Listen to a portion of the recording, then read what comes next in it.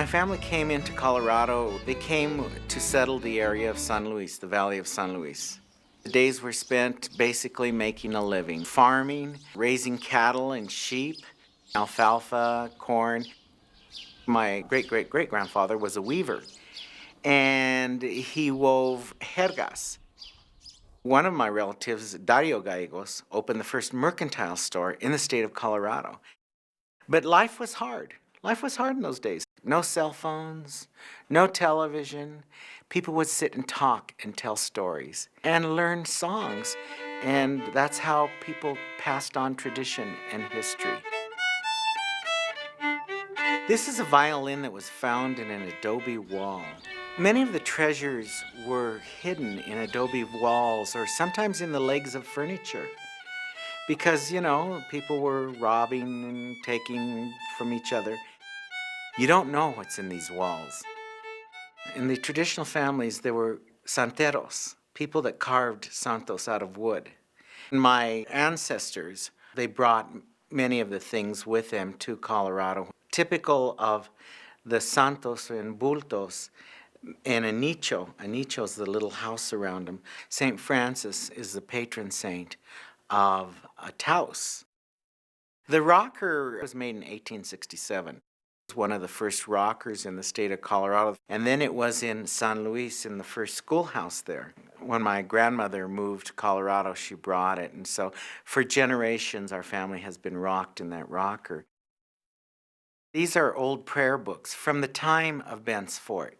Also in this prayer book, the interesting thing is there's some notations about trading cows and sheep and wheat and other things and how much they cost.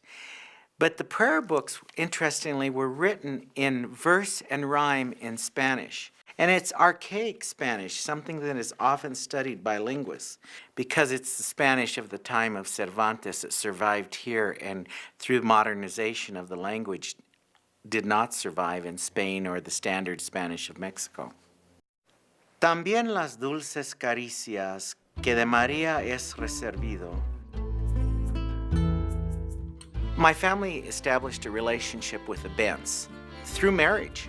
The Bents came from St. Louis, Missouri. And they came out here and they were instrumental in opening the West because of their mercantile business. They started a trade route on the Santa Fe Trail.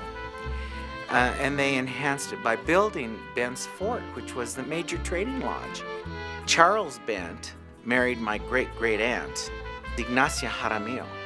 And Kit Carson married my other great-great-aunt, Josefa Jaramillo. Now, the Jaramillo sisters had land holdings. They were from the original Spanish settlers, and they had land that corresponded to them. And through the marriage, they became part of that whole Santa Fe Trail, Bent's Fort trading situation.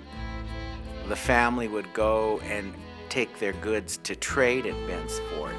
And those goods would either be food goods or sometimes jergas, or also would trade in skills. Some of my ancestors worked as blacksmiths. They had skills with horses. They were very good horsemen, so they would go and they'd trade those things at Bent's Fort.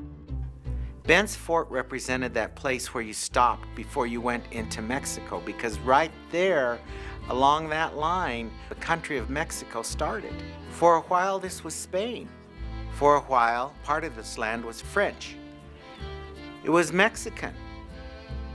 When the United States, through manifest destiny, stretched all the way to the California border, everybody became American.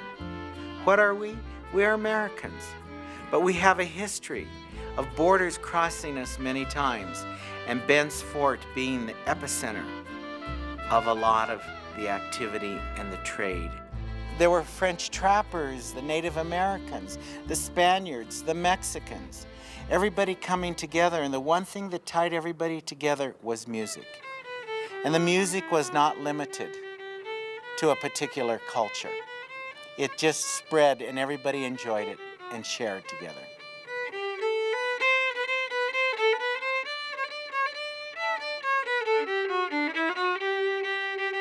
The fort here in Morrison, Colorado, is a replica of old Bent's Fort that's in La Junta, Colorado.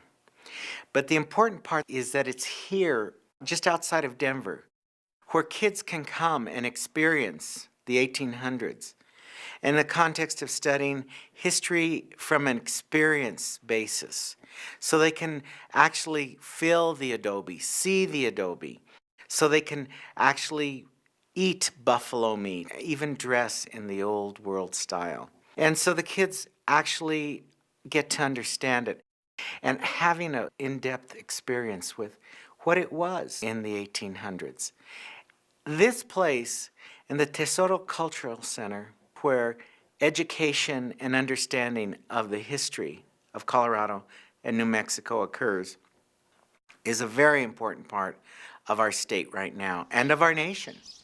You know, Cicero refers to the importance of knowing the past, because to know the past is to know who you are, and also not to replicate the mistakes of the past. So I've spent my life trying to make sure that my family is aware of this rich past, and other members of society. All of us have a sense of identity. And if that identity can be founded in a real sense of belonging to Colorado, to New Mexico, to the United States, to an ancestry, that gives value and worth and a meaning of understanding why we're here and what we're doing. Although a lot of things now in Colorado are centered in Denver, initially they were not. They were centered in the valley around Bent's Fort, where trade was done, where business was done, where many cultures came together without conflict.